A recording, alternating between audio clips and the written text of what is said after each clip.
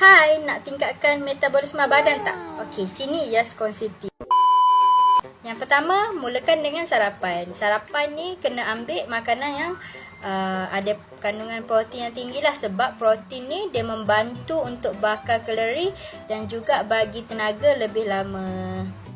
Yang kedua, kena minum air suam setiap pagi. Sebab bila kita minum air suam setiap pagi ni, boleh aktifkan sistem pencernaan dan juga boleh membuatkan badan pun menjadi segar.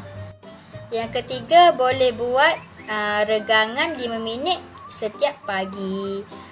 Bila kita buat regangan ni, dia boleh melancarkan peredaran darah dan juga boleh kurangkan lengur-lengur otot. Yang keempat, makan perlahan dan fokus pada makanan. Sebab bila kita makan perlahan-lahan ni, otak sempat hantar signal kenyang dan boleh elak makan yang berlebihan lah. Yang kelima, boleh ambil buah-buahan yang tinggi kandungan air seperti tembikai, timun untuk kekalkan tubuh kekal hidrasi.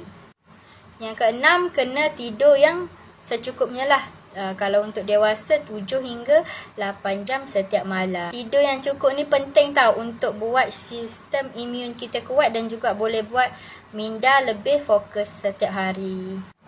Sikit je kan tip-tip tu, cuba amalkan. InsyaAllah akan nampaklah perubahan tu. Ingat, sihat itu seni, bukan sekadar rutin.